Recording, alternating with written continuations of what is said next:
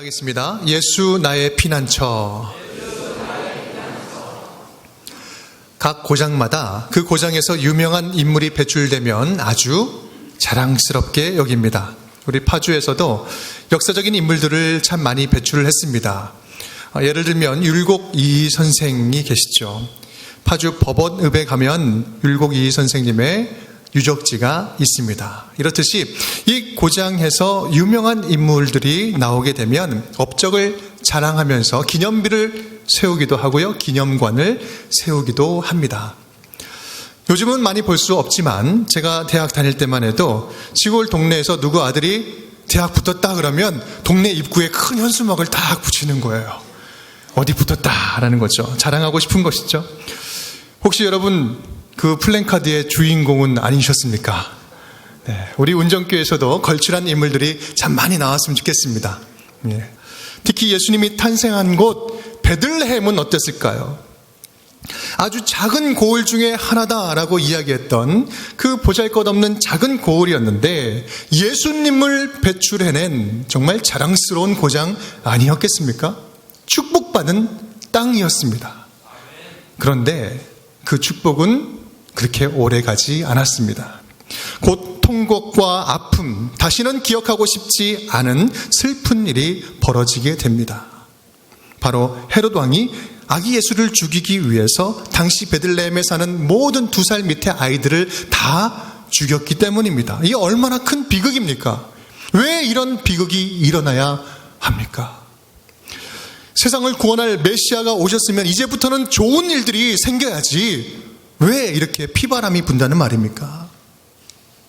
예수님께서 오시는 것은요, 분명히 기쁜 소식이지만 동시에 긴장된 소식이기도 했습니다. 누구에게 긴장된 소식이었을까요? 사단에게 긴장된 소식이죠. 공중권세 잡은 사단의 세력이 긴장해서 본격적으로 방해하기 시작합니다. 소위 이것을 우리는 영적인 전쟁이라고 이야기를 하죠. 예수 그리스도의 구원의 사역과 사단의 방해하는 역사가 이제 본격적으로 맞붙게 된 것입니다. 이러한 영적 전쟁이라는 관점으로 볼 때 예수님의 이 탄생 사건은, 이 탄생이 주는 의미는 무엇일까요? 오늘 본문의 바로 앞의 내용은요, 동방박사들이 찾아와서 황금과 유향과 모략, 예물을 주는 내용입니다. 베들레헴이라는 낯선 동네에서 조용히 지내던 요셉과 마리아는 그곳에 머물면서 이제 아기 예수를 키우고 있었습니다. 그런데 동방박사들이 찾아온 것이죠. 갑자기 와서 어마어마한 예물들을 주고 경배를 하고 가는 겁니다. 그들의 입장에서는 너무나 횡재한 거죠. 대박 사건입니다. 정말 예상치 못했던 풍요로움을 누릴 수 있게 되었습니다. 객지에서 이제 안정된 생활을 할 수 있는 정착 자금이 생긴 거예요. 그런데 이야기는 이제부터 시작되는 것입니다. 13절 말씀을 보면 그들이 떠난 후에 주의 사자가 요셉에게 현몽하여 이르되, 누가 떠납니까? 그들이 떠났는데 동방박사들이 떠나자마자 주의 사자가 요셉에게 나타나서 현몽해서 말씀을 하는 거예요. 현몽했다, 이것은 꿈에 나타났다는 말이죠. 이 꿈에 나타나서 이야기하는 것은요, 요셉에게 굉장히 익숙했던 이야기입니다. 바로 앞장을 보면 1장 20절 말씀을 보면 현몽에서 말씀을 주신 적이 있으시죠. 주의 사자가 현몽하여 이르되 다윗의 자손 요셉아, 내 아내 마리아 데려오기를 무서워하지 말라. 그에게 잉태된 자는 성령으로 된 것이라. 이 말씀을 주신 거예요. 말씀하고 가셨고 진짜 예수님이 태어나셨습니다. 말씀이 성취된 거예요. 그 하나님이 또 와서 말씀을 주시는 거예요. 그런데 그 내용이 더 충격적입니다. 바로 헤롯이 이 아기를 죽이려고 하니 도망쳐라 라는 거죠. 요셉과 마리아는 예상치 못했던 피난길을 떠나게 됩니다. 오늘은 예수님 가족의 이 피난 이야기를 살펴보면서 이 피난에 담겨져 있는 영적인 의미를 발견하고 주님의 음성을 듣는 귀한 시간이 되기를 주님의 이름으로 축원드립니다. 따라하겠습니다. 위험에서 건져주십니다. 13절 말씀 우리 함께 읽겠습니다.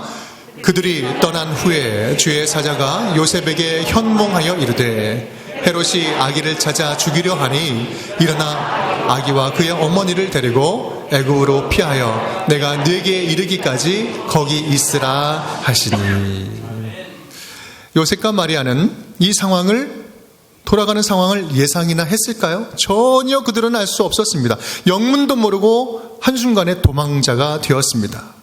얼마 전에 동방 박사들에게 받은 그 예물은요, 그들에게 정착 자금이 아니라 이제부터 꼭 필요한 도피 자금이 되었습니다. 그렇습니다. 그들은 아무것도 모르고 있었지만 하나님은 모든 것을 다 알고 계셨던 것이죠. 예수님의 탄생이 가져올 영적인 세계의 파장도 하나님께서는 알고 계셨습니다. 그리고 앞으로 예수님에게 닥칠 위기와 위험도 하나님은 아셨습니다. 그리고 말씀하시죠. 일어나서 도망쳐라, 피난 가라. 무엇을 잘못했습니까? 잘못한 것이 없어요. 그럼에도 불구하고 일단 피난 가라 라고 말씀을 합니다. 이 피난 명령, 이 피난 가는 모습은요, 성경에서 아주 자주 등장을 합니다. 이 성경 인물들의 역사는 도망자의 역사라 해도 과언이 아닐 정도입니다. 야곱은 형 에서를 피해서 밧단 아람으로 도망치죠. 모세는 도망쳐서 40년 동안 광야에서 머물게 됩니다. 다윗은 어떻습니까? 도망자라면, 둘째가라면 서러운 게 다윗 아니겠습니까? 아합은 이세벨을 무서워서 도망칩니다. 바울은요, 밤에 성에서 광주리 타고 내려오면서 도망칩니다. 많은 사람들이, 많은 믿음의 사람들이 도망치는 역사들이 성경에 드러나고 있어요. 그들에게 무슨 잘못이 있었습니까? 아무런 잘못이 없었습니다. 단지 하나님의 자녀로 하나님의 역사를 살아간다는 이유 하나만으로 고난당하고 핍박당하고 있는 모습입니다. 이것이 바로 성경에 나타난 영적 전쟁의 모습입니다.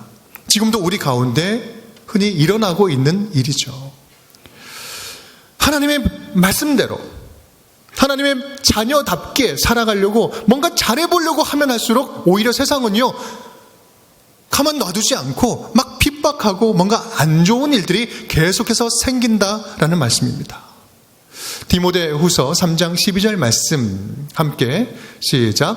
무릇 그리스도 안에서 경건하게 살고자 하는 자는 박해를 받으리라.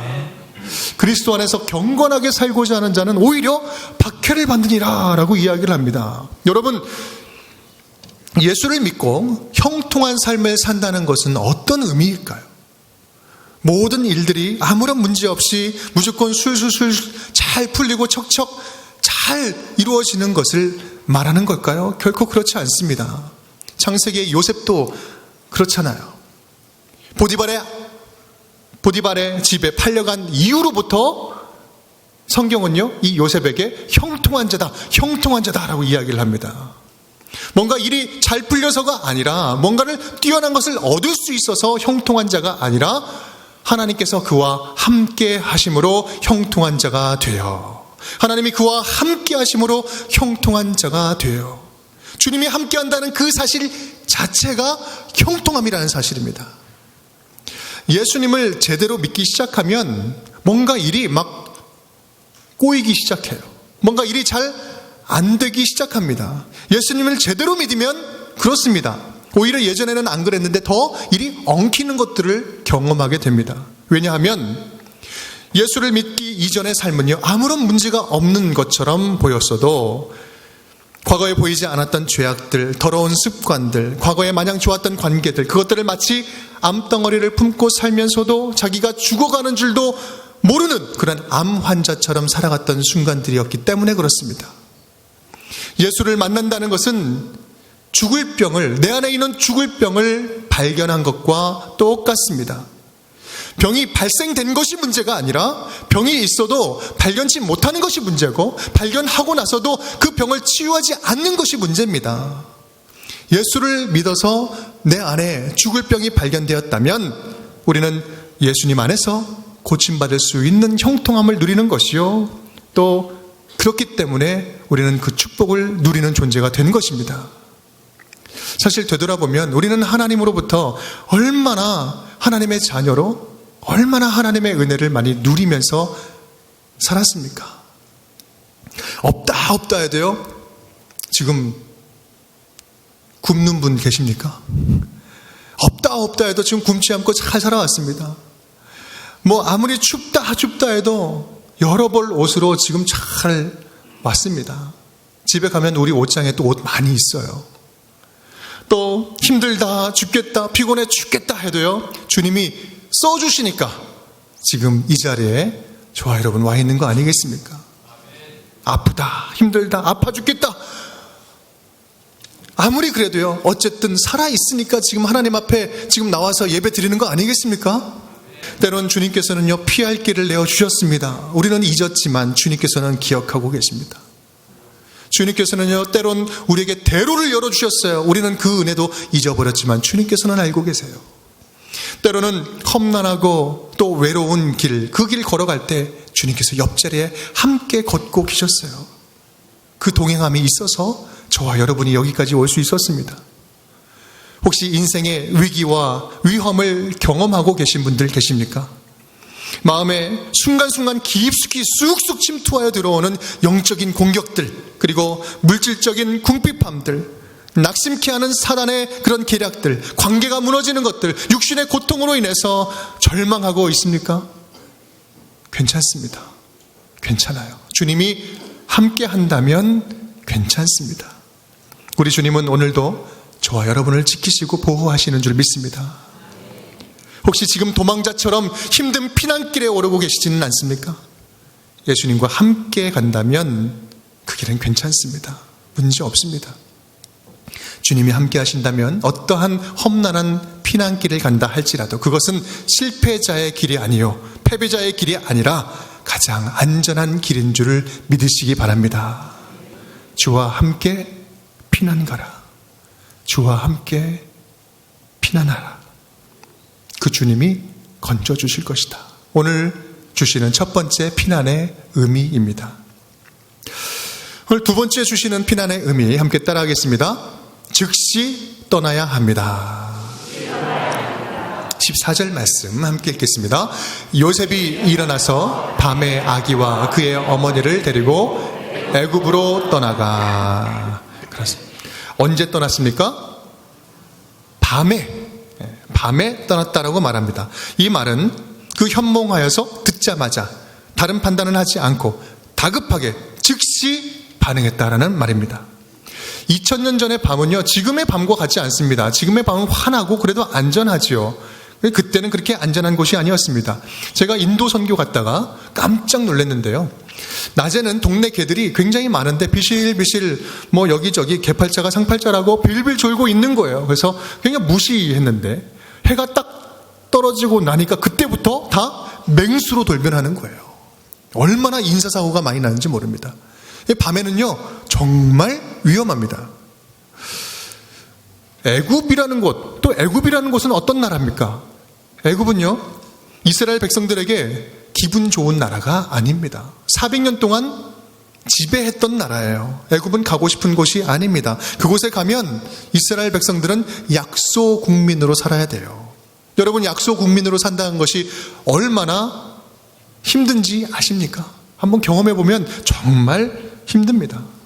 속된 말로 아더매치유라고 이야기하죠. 안 입고 더럽고 메스껍고 치사하고 유치하고 열심히 일해도 신분이 안 되니까 인정을 못 받는 거야. 아니 더 잘해도 인정받지 못해요. 단지 신분이 안 된다는 이유 하나만으로 정말 억울한 일들이 참 많이 있습니다. 애굽 땅 가는 거 정말 쉽지 않은 곳이고 가기 싫은 곳입니다. 그럼에도 불구하고 요셉은 듣자마자 그 밤에 출발합니다. 왜 출발할까요? 그 말씀의 긴박성을 알았기 때문에 그렇습니다. 진짜 하나님의 음성이라면 지체할 이유가 없다. 아니, 지체해서는 안 된다라고 생각을 하는 거죠. 즉각적으로 반응을 합니다. 여러분, 하나님께서 말씀하실 때 즉시 순종하는 것이 가장 안전한 길입니다. 아멘. 네. 저는 이 말씀을 생각하면서 저는 얼마나 하나님 말씀하실 때 즉각 순종을 했나 되돌아보는데, 주님 언제까지 내가 기다려야 됩니까? 왜 지체하십니까? 좀 듣고는 계십니까? 내가 지금 3년을 기다렸습니다. 5년을 기다렸잖아요. 주님도 아시고 나도 아시고 10년을 기다렸잖아요. 이쯤 되면 말씀을 해주셔야 하는 거 아니겠습니까? 기다리다 지쳤습니다. 듣고는 있는 겁니까? 하지만 한번 입장을 바꿔놓고 생각해 보면요, 우리는 얼마나 주님께서 말씀하실 때 즉각 순종을 했는지 우리의 모습을 되돌아봐야 됩니다. 주님이 저와 여러분이 필요하다고 말씀하실 때 아멘, 알겠습니다, 지금 내가 해보겠습니다 라고 얼마나 속 시원하게 대답해드린 적이 많이 있습니까? 내 기준으로 순종하는 것이 아니라 하나님의 기준으로 순종하는 것입니다. 잠깐만요, 좀 기다려보세요. 알아요, 오케이, 자 이번 일만 지나면 제가 확실하게 해드릴 수 있겠습니다. 조금만 기다려주세요. 알겠으니까 좀 보채지 마시고요, 부담 주지 마세요. 한다니까요. 근데 지금은 아니에요. 조금만 기다려주세요. 이 말씀을 듣는, 이 이야기를 듣는 하나님의 마음은 어떻겠습니까? 속 터지는 거죠. 우리는 마음껏 고무줄 누리듯이 주님 주시는 말씀에 늘렸다 줄였다 지체하면서 하나님이 조금만 더디 들어주시는 것 같으면 하나님 보고 원망하고 따지는 것, 그것이 바로 우리의 모습 아니겠습니까? 주님도 똑같은 마음이에요. 바로 뭔가 되지 않으면 속 터지는 겁니다. 서로 속 터지는 거예요. 저분도 속 터지고 우리도 속 터지고. 그런데 다른 점이 있다면 그분은 속 터지면서도 우리를 참아주고 기다려주신다는 사실이에요. 주님께서 기다려주셔서 여기까지 올 수 있었습니다.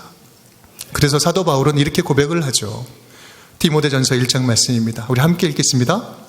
그러나 내가 긍휼을 입은 까닭은 예수 그리스도께서 내게 먼저 일체 오래 참으심을 보이사 후에 주를 믿어 영생 얻는 자들에게 본이 되게 하려 하심이라. 아멘. 내게 먼저 일체 오래 참으심으로 우리에게 본을 보여주셨다.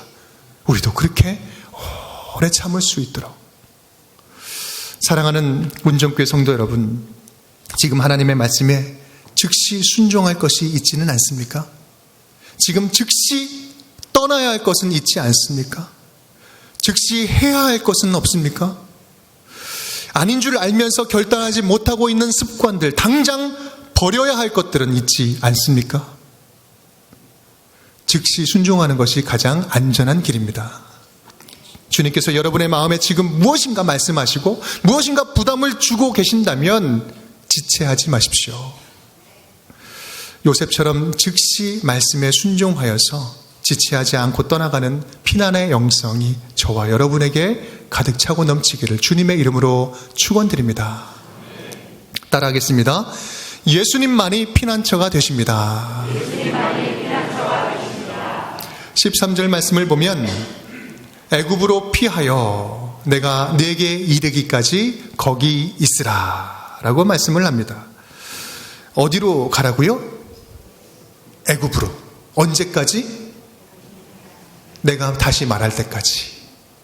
분명하게 시간과 장소를 이야기해주고 있습니다. 구체적으로 확실하게 지금 알려주고 계시는 거예요. 내가 피난처를 확실하게 예배해 두었다라는 말씀입니다.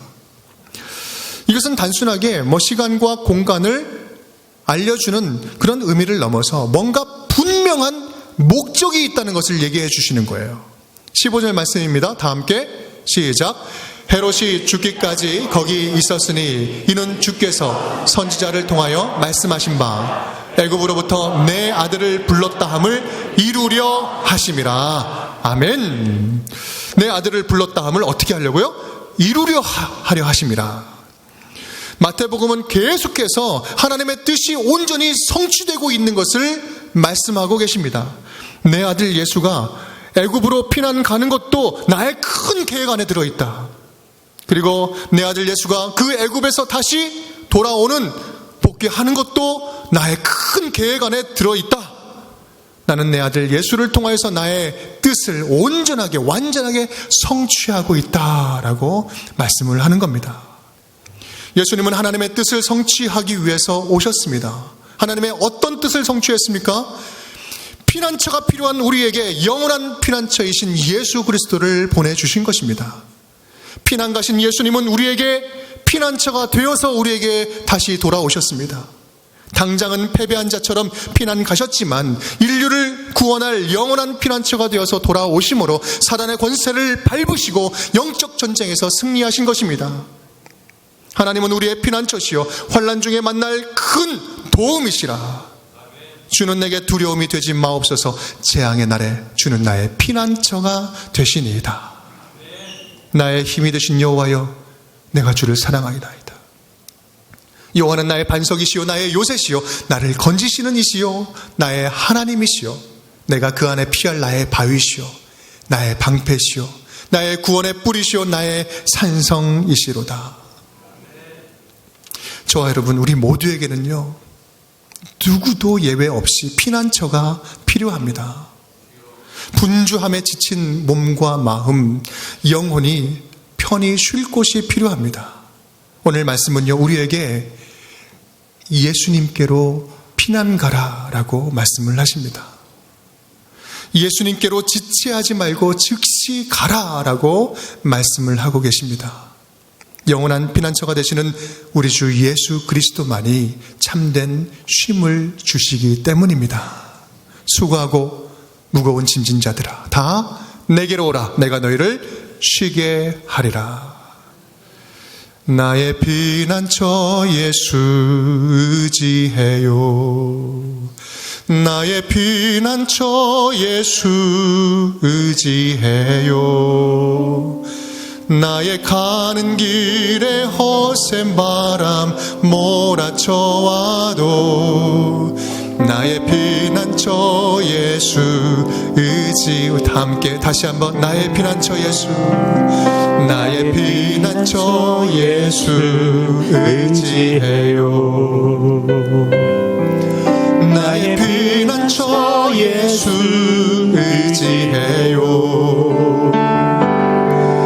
나의 가는 길에 거센 바람 몰아쳐와도 나의 피난처 예수 의지해. 아바 아버지, 아바 아버지, 나를 사랑하시니 나의 모든 것 주께 드려요.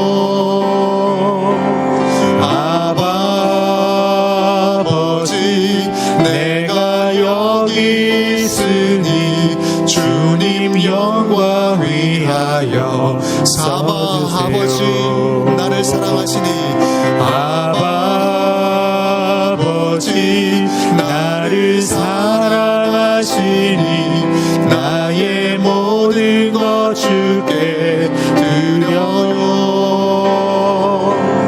아바 아버지, 내가 여기 있으니 주님 영광 위하여 써주세요. 아멘. 저희 어머니는 평안북도 의주 출신이세요. 이북 출신이셔서 당시 일사후퇴 때 거제도까지 피난을 가셨던 분입니다. 그런데 그 이야기를 종종 듣고는 했어요. 그때 그 들을 때마다 이야기하실 때면요, 지금 60년이 훨씬 넘었음에도 불구하고 그때 감정을 숨기지 못하는 거예요. 그때 어린아이 때 도망칠 때 두려웠던 모습들, 피난하던 그런 순간들의 그 고통스러운 모습들이 지금도 생생하게 어머니의 말씀 속에서 들리는 겁니다. 느껴지는 겁니다. 지금 이 자리에도 동일한 경험을 하신 분들도 계실 것입니다. 피난은 다시 기억하고 싶지 않은 아픈 것입니다. 피난이라는 단어는요, 그 자체는 절망적이고 패배적이고 공포스러운 단어입니다. 하지만 오늘 하나님께서는 이 피난의 의미를 다시 우리에게 알려주십니다. 예수님만이 우리의 피난처가 되신다고 말입니다. 예수 안에서 예수 그리스도와 함께하는 피난이라면 그것은 가장 안전한 길이다라고 말입니다. 오직 유일한 피난처가 되시는 우리 주 예수 그리스도, 우리 예수님만 붙잡고 예수님과 함께 동행하며 살겠습니다 고백하면서 주님과 함께 살아가는 저와 여러분이 될 수 있기를 주님의 이름으로 축원드립니다.